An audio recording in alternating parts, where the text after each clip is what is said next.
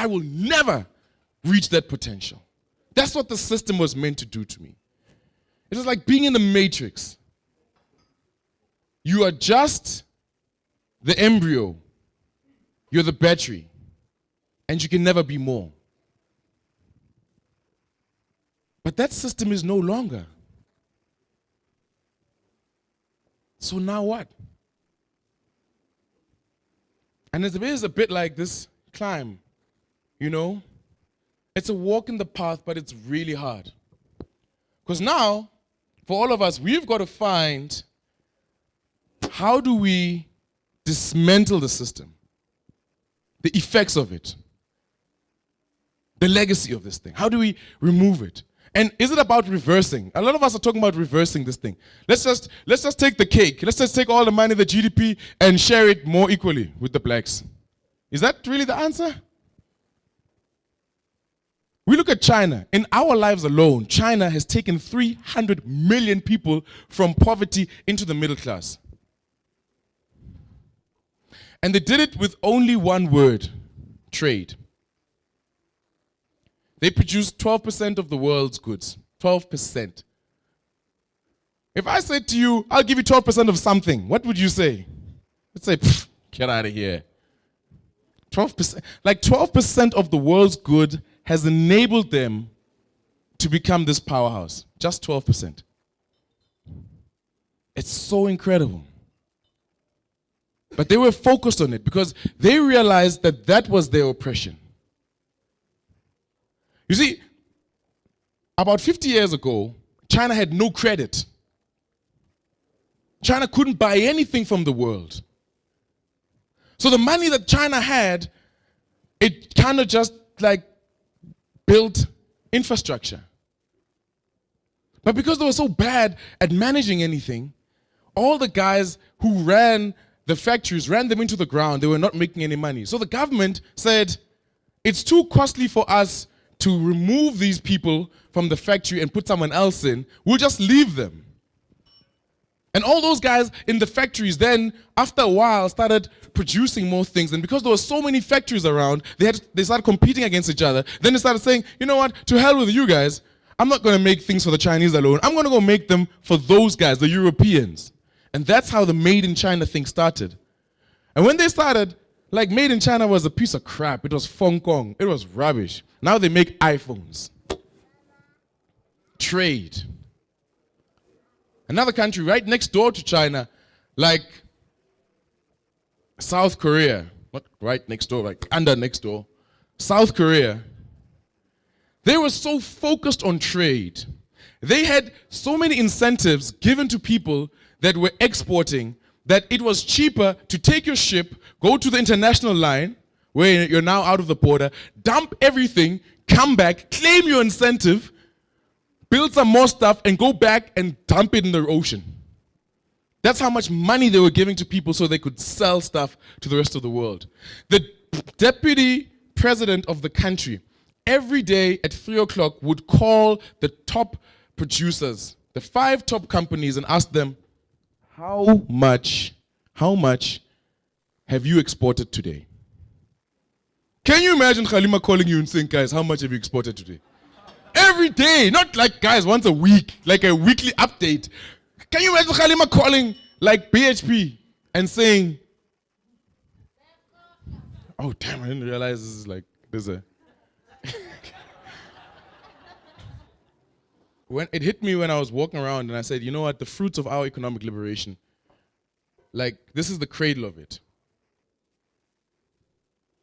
Because this here is about people doing business, connecting, networking, and then saying, we'll do business with each other. What do you do? Oh, okay, that's great. Let me help you with your idea. Oh, wow, take it to the next thing. Because that's the cradle. And when you think about a guy like Richard Branson, who is creating like 50 new companies every year, and all of them have the same pretty much business model. He says, I'll give you my brand, I'll put a little bit of money in, I'll leverage some from the bank, you put the rest in, and boom, we have a business. It started out because he was good at one little thing, a record store. And when I see this thing, I realize like there are people here who will be good at one little thing, making bottles. But because of this kind of a networking environment, it'll enable them, because someone else will look at them and say, hey, you're good at making bottles, or you're good at business. Actually, why don't you help us do, make glasses for all the buildings in Cape Town? It's right here. It's right here.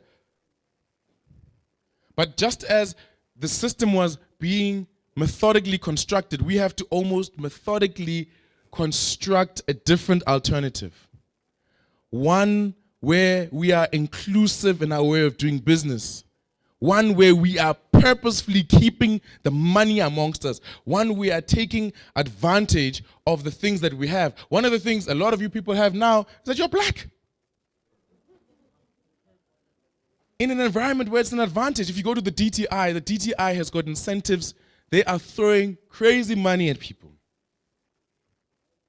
They will give you an incentive if you can create a call center where all your clients are from another country.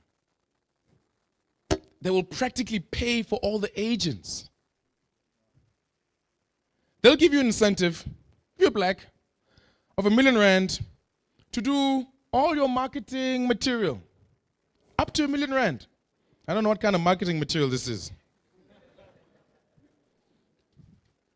They will give you an incentive, if you apply, of course, for incubating another business that does what yours does. Huh? So I can do my own business, set up my competitor, who's actually my collaborator, and then they will give me money for that. They'll give you money for hiring people. There's money at the job fund. Now, we have the youth, right? The youth wage incentive. And they'll give you up to 80% for hiring an intern and just not firing them. 80%. How many of our brothers and sisters, the biggest thing is that they just can't get a chance to prove themselves. They just can't get the first gig. So what we have here is we have the first step of an incredible infrastructure in the making. The Department of Public Enterprise has got this vision of creating industrialists. That means potentially from this room, there will be people here who will make billions from setting up railway lines all the way to Cairo. The guys laying the wood that the steel goes onto, they want to give that to black people. Young black people. What are we doing about that? Are we plugged into this thing?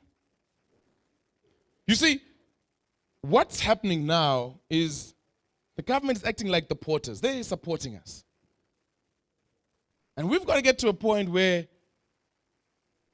sure, we use this, we get there, we climb up the mountain, and we start to contribute to the next set of policies that will erase the legacy that we'll have. It means that part of our responsibility as guys who are in business is to contribute politically as well. And it's not just about wearing a hat. Really, it's about being able to craft and shape the policies. 4 years after the Diamond Tax or the Diamond Act was promulgated, the world's biggest diamond mining company, De Beers, was created. De Beers was created by two guys who were fighting, Barney Benato and Cecil John Rhodes. They were fighting over who can have the most mines, who can have, because remember I told you about the stakes? What happened is that everyone had these little stakes, and then eventually people started buying out all these little stakes, and then they had a big hole in the ground. Then at some stage, half of Kimberley, half of the big hole was Barney Benato's, the other half was Rose. And then eventually they put it together with money from a small family from Europe called the Rothschilds. Right? To this day, that's the biggest diamond organization in the world. What do you think helped them? That one little piece of legislation. If they hadn't pushed for that legislation, 5 years later, they wouldn't have the biggest company. And 100 years later, it still wouldn't be the biggest company. And that is the power of the position we're in. That's the power of this freedom. Is we can now craft the rules. We can make the rules so that it suits people like us. So what we are going to do is use the current rules. Get ourselves in great positions. Collaborate. Do this thing as a unit. And then create the rules so that more like us can come into the system. All right? That's the cost of freedom. That's the beauty of freedom today. And as much as, like, it is exactly like a diamond, it looks like a little marble, but when we polish this freedom thing, god damn, it looks shiny.